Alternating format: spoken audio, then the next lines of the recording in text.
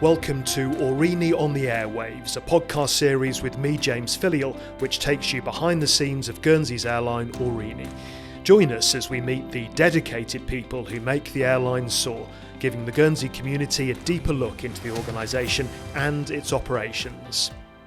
So on the podcast today, we're joined by Graham Knight, who's the Head of Revenue and Scheduled Planning for Aurigny. Graham, welcome to the podcast. There's a lot in both of those things, in revenue and in scheduled planning. We'll get into both of those as we go through the discussion. But just give us an introduction to your role firstly and your connection with Guernsey.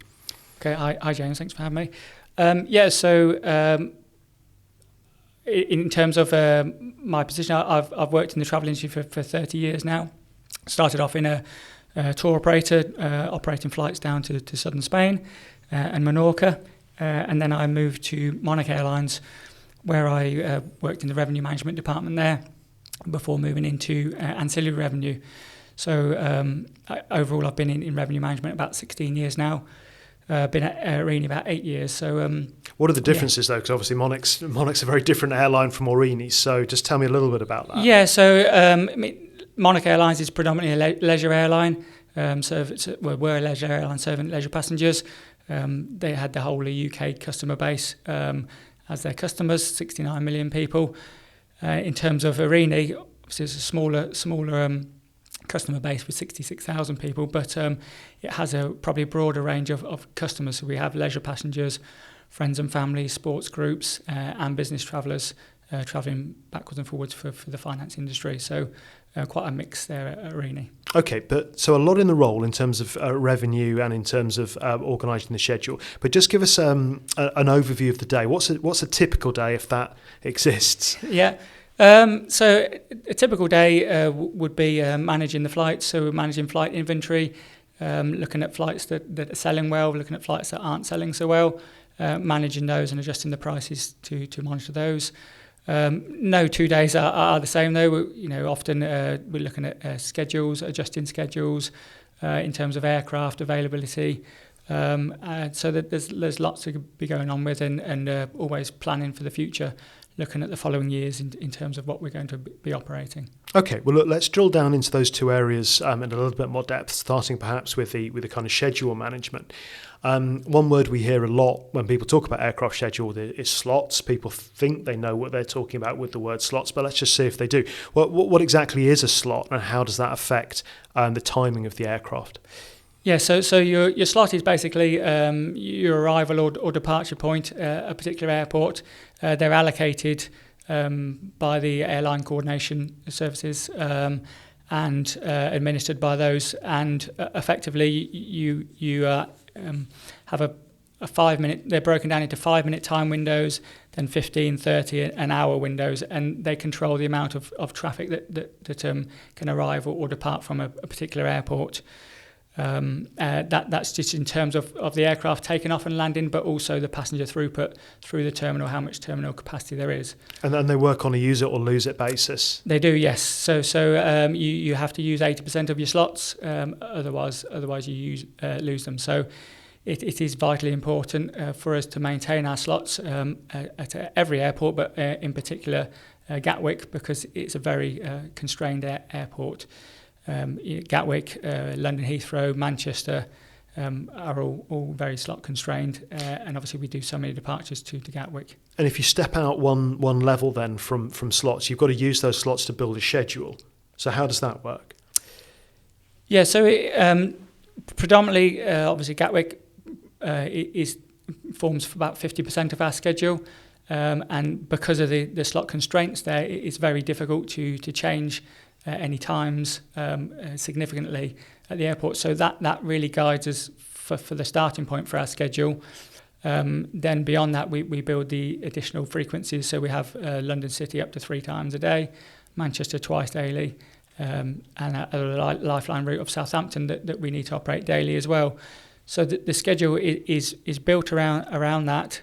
And then the regional routes like Bristol and Exeter and Birmingham, things like that, we fit into the gaps that exist in the schedule. It's kind of like putting a jigsaw together and trying to optimise the time so that it operates on time but we get the most flying that we can out of it. And presumably things like demand, customer demand goes into that decision on when to operate an aircraft as well. You're looking at previous data, perhaps.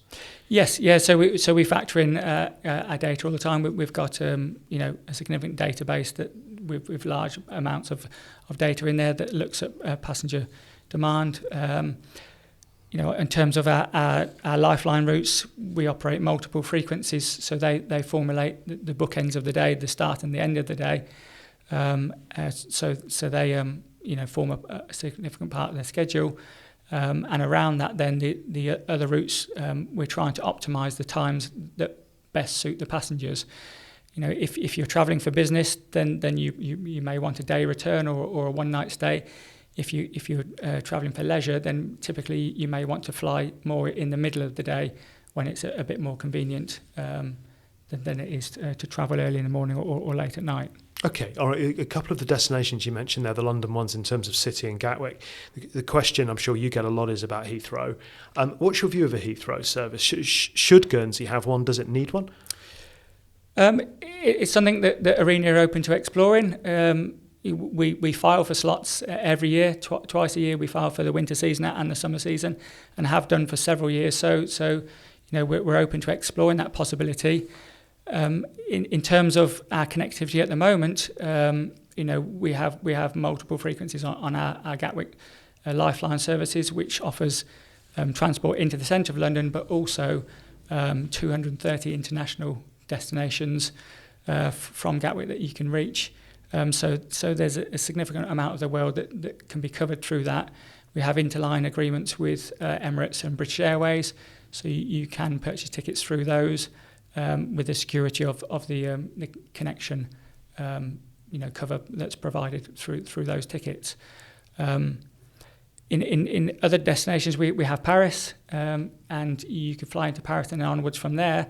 The benefit of that is that you don't pay the air passenger duty that you would flying through the UK. So that is an option for our customers. Air France have a significant network out of there. Dublin, you can also travel to the US. It's a good connecting point for the US. You actually pass through the customs in Ireland, so you're then seen as a domestic customer when you arrive in the US. So it's a lot more efficient process to look at that option as well. So just building out the jigsaw, you've got slot times, you've got data on when people would like to fly, you've got the type of route in terms of business traffic, leisure traffic. What about the peculiarities of flying out of Guernsey and obviously the weather issues that you have here? Just talk a little bit about how being a Guernsey-based airline affects that schedule building. Yeah, so being Guernsey-based, the aircraft always have to return back to Guernsey. So they have to operate within the airport opening hours of Guernsey, which are probably shorter than obviously our UK counterparts.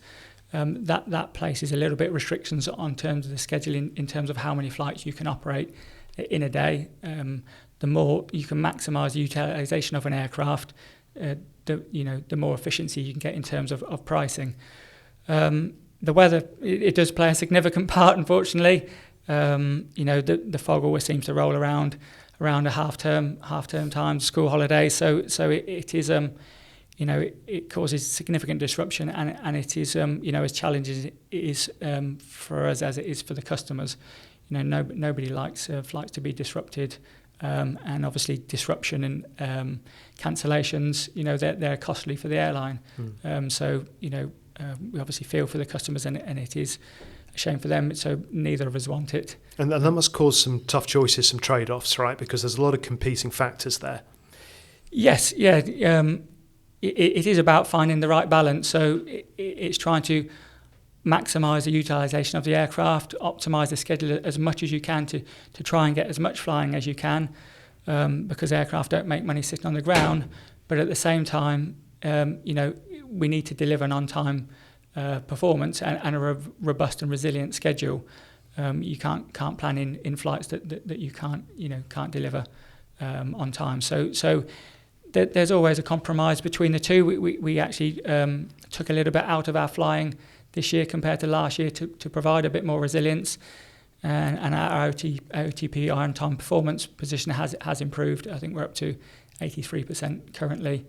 against a target of about 85%. So it's Okay. improved. And one factor we haven't mentioned is route choice. I know there's been feedback that, do some of the European routes, do they affect your schedules to Lifeline routes to Gatwick or to London City? How do you see the inclusion of those European flights? I think they're good to have in terms of Guernsey residents. It offers a direct service to the continent, so it reduces the stress of travel, of having to travel via the UK, the cost of that, potentially overnight accommodation. So it is good that they have that option. I believe. Obviously, our primary focus is always on the Lifeline routes. That is the bread and butter of our business. And if we look at the actual numbers in terms of our European flights this year, we've probably operated about 20 to 22 flights across the season from April through to September. That's in comparison to 10,000 flights that we operate a year. So it is a very small portion of our network. And those European flights we have scheduled into gaps that we have in the schedule where demand has been lower on our our UK network. So they are carefully considered in terms of where they fit into the schedule. But obviously, like any environment, things can sometimes go wrong that are beyond our control. So it's seen as significant, but they are. Okay. Yeah. So that's a detailed picture of the schedule side of things. You mentioned costs there, which leads us into revenue, and obviously the key part of revenue is fares. So let's talk about that next. Yeah, so it's very complex. I mean, I'm responsible for the revenue, so I do look at a lot of comments, and it does personally sort of affect me a lot of the time. But ultimately, when we set out to deliver the revenue, the airline itself is not set up to make a profit. It's looking just to break even, and so the revenue that we set out to make is just to achieve that, to achieve a break even position. So in terms of that, we are trying to deliver the lowest fares we can to make that position. And I've come from a low cost airline background, or no frills background, however you want to term it. And it's always been, the effort to try and fill the aircraft as much as possible. That's the primary objective. If we can achieve that revenue by filling the flights as much as possible, then that's what we aim to do. The reality is that there's always going to be some flights that don't fill up, and it's our job to, try and mix and match those combinations of leisure travellers, business travellers, sports groups, to try and provide the best fares we can. Generally, the advice we can always give is to book early. The further out you book, generally the lower the fares are, and they increase over time as the aircraft gets busier and you get closer to departure. Generally, if you can be flexible with your travel, that's always a good thing. If you can travel on a different flight, if it's multiple flights a day, or if you can travel on an alternative day, try and be a little bit flexible with your travel. And in terms of days of the week, generally the middle of the week, Tuesdays and Wednesdays, are a quieter time for travel than they are for the weekends. Obviously, a lot of people travelling on weekends want to go away for weekend breaks and things. So midweek travel, if you can, works out good as well. Okay, all right. And you mentioned this point about seeing empty seats on aircraft. Can you just kind of nail that myth for us as well? Because you do hear that a lot of people say, well, I was flying on that flight and there are a lot of empty seats. Why don't they just sell them for a cheap price? So just really kind of focus back in on that. Yeah, I mean, as I said, there are flights that no matter the price, they won't go full. That is a reality. There's seasonality that you have to take into consideration. Winter travel versus summer travel, direction of travel. So obviously we're bringing people to the island and taking islanders away as well. And sometimes, one direction may be sold out and the other direction might be half full. So depending on which sector you're travelling on, you have a different perspective of whether that aircraft is busy or not. I mean, generally our load factors are very good this year. They're up on last year. So load factors being the percentage of seats that are full on an aircraft. Yes, yeah. So I think at the moment across the network up to the end of August, around about 83% load factor. On the London market, it's a bit higher, around 86%, which is pretty good for a regional airline. So on average, 86% of flights being full. Yes. Seats on aircraft being full. So as I said, there's always going to be seats that you can't sell. But the way that we revenue manage, we try and encourage people to book early. We then understand how people are booking patterns, and then we can influence what flights are quiet and change the prices accordingly, or flights that are busy where we need to make sure there is still seats available. Then obviously prices may increase on those. You said it's obviously something that you're involved with every day, and you listen to all the comments and the feedback that you hear. How does that then motivate you to keep going, to go with it and provide the best fares and provide the best schedules? I'm just interested in how you listen to that feedback and how you process it. Because ultimately we're all here to deliver something for the island. The people who work in Aurigny are passionate about the business. Most of the people who live here, so they're amongst friends and family members. But yeah, I don't want to see aircraft with seats available. I want to fill them. So that is always what we strive to do, to try and fill the aircraft as much as possible, as best we can. Ultimately, there is a revenue that we need to achieve, so that we have to factor that in all the time in terms of our target that we need to achieve to break even. So we have to factor all these things in to make sure we reach that target. It's a slightly unusual position for a community, isn't it, to have its own ownership of an airline and have a motivation which is not directly commercial profit. Yes, definitely, yes. I mean, I think it's a great thing to have in terms of, you have some influence input into destinations they fly to. We often, do our surveys in terms of where people want to fly to for European destinations, new routes such as Dublin and Paris and Edinburgh. So it's great that people can have that feedback into the company, and it's there to serve the people of Guernsey. So for people who only ever interact with Aurigny, they get on a flight once in a while. How would you describe the business to them? What's it like? What's it like to work for?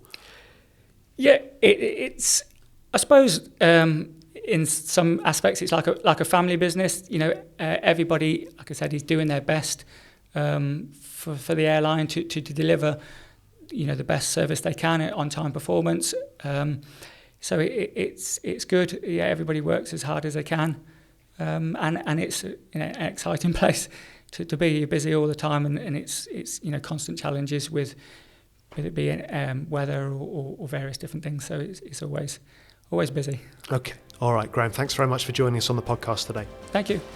Thanks for listening to Aurigny on the Airwaves with me, James Filleul. Check out the rest of this podcast series to find out more about Guernsey's airline, Aurigny.